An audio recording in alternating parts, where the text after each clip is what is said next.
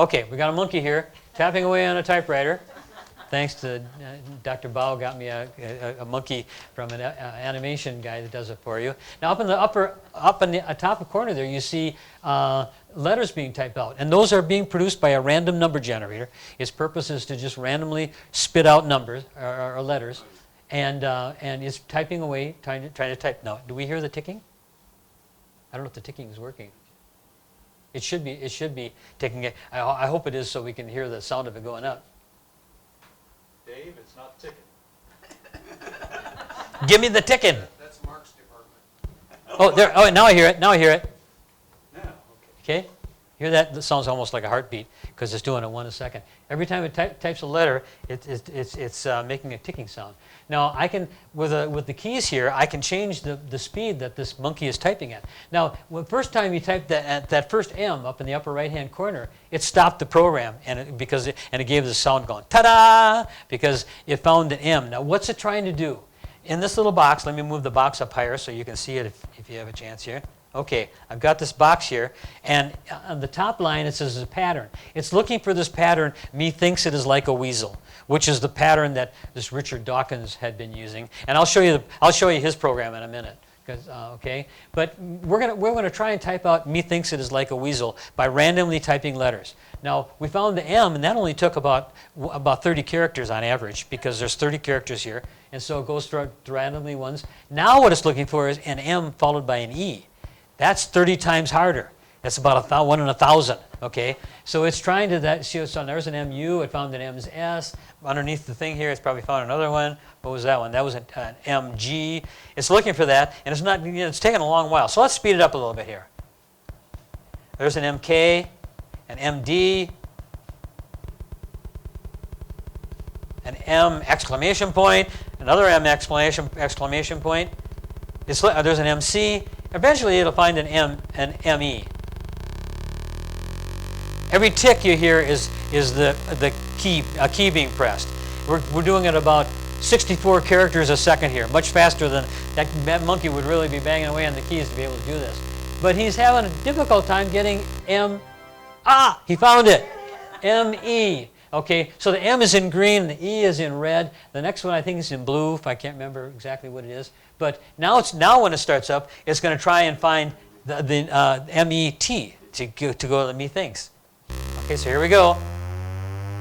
Now we're doing 125 characters a second. Okay, and what it took to find that ME, it's going to take it 30 times longer to find MET. Okay, we're going. Now we're at 250 characters per second. Really moving along. It's having a hard time finding MET. Do you see ME coming up from time to time? It should come up about once every 1,000 characters. I'm making the characters smaller each time so that you get more on the screen. But now this is 500 characters a second. Okay, there was an ME I just saw. There's another one. There's one. You're starting to see them now because you're getting more information on the screen. ME. Let's see. Oh, found an MET. I don't know if you can see it out there in the very bottom line. It's got MET. I guess the T is kind of a purplish color. Okay. Now it's got to find METH. How long is it going to take to find METH? It's going to take 30 times 30 times 30 times 30, which is about 1 million. It was 30 for the first one, 1,000 for the second one, 30,000 for the third one, and 1 million for this one. So let's let it rip. Now, let's see, it's going 2,000 characters a second.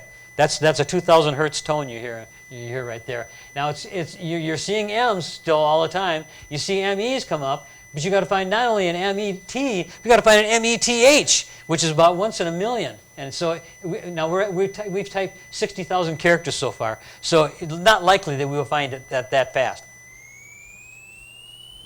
This might hurt your ears. This is 4,000 cycles. Is it bothering anybody's ears? Okay. Well, here we go. We'll do it one more time. Go up to 8,000. Some of us are losing our hearing at this point because it's getting above. Still hear it? Oh, you can't hear it? Yeah, 8,000 is, you start to get older, those hairs in the one end of your coccyx start going out, or cochlea rather. So okay, 8,000, now the sound's going to go away because we're up above the sound basically. We're heading up to 16,000, and you can see I'm making the letters get smaller and smaller so we get more and more on there, and all it's trying to find is METH, and we're at about 500,000, about 500,000. So on average we're about halfway there. Okay, I think that's about I can go. So here's 32,000, which makes it a little. Okay, there's 32. And the computer is still keeping up. In case you're wondering, I've got a number that says typing rate on the third line, 32,000. The number behind it is what the computer actually does. It's trying to make 32,000. It is getting 32,000. Next one, we're gone beyond the speed the computer can go. We're trying for 64,000, and it'll stop at about 43,000 because it just can't go any faster. You know, if we were to get a more powerful computer, it could do more. But you see, now all we're trying to type is METH. And we're going to get close to 1 million, so I guess 1.8 million we've gone over it. We still haven't found it. I'll just let it run for a second. We'll see if we can find it. But did it find it? Okay, there it is up on the top. The letters are getting really tiny where you can't hardly see them. But now it's trying to do METH. Well, of course, the computer says, well, let's try for METHI. Now instead of being 1 million, it's got to do 30 million. And as you can see, we're doing 2 million right now. It's got to run for a while. And if I ran this overnight, we might get up in the billions. But you see, how much information is there in METHI? There's not enough to start life. If you could start life with that, we would have surely done it by now, because it would be easier to put that together.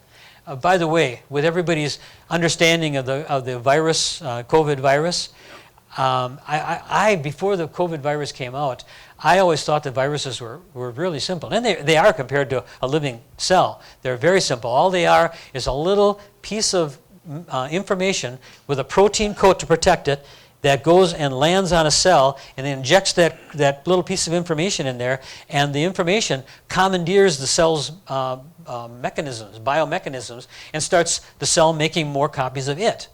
And that's what a virus does. So a virus will go in there, mess up the mechanism, and it'll start printing out hundreds or thousands or whatever of the virus itself, until finally the cell explodes, and you have thousands of this that go off to infect other cells. That's how viruses do this kind of thing. But I always thought that they were simple, that they could have happened by chance. But if you look and see what they found the genome, the code for the COVID virus within weeks after the virus came out. They're really getting where they can do these things fast. But they had the genome decoded, and it's thousands of characters long. We're trying to produce 4 characters. It's thousands of characters long. No way on earth or in the heavens that you would produce something like that by chance, anywhere, okay? And that's what we're trying to really show you here. And I hope that this is an encouragement to you. The reason for this is, from my kind of thinking, if this shows that God is real to such a strong, God doesn't have to show himself in some miraculous way. He's showing himself in miraculous ways all over the place right now, And if your eyes are open, if you're willing to see it, it's there, just in the world around you. Pick up an acorn, pick up a leaf, and try and figure out how some of the things in those happen, And it can't happen by chance. Okay, well, that's going to go, it's only at 8 million right now. It's got to go to about 30 million, so it'll be there for a while. So I'll stop it here, and we'll go on to something else.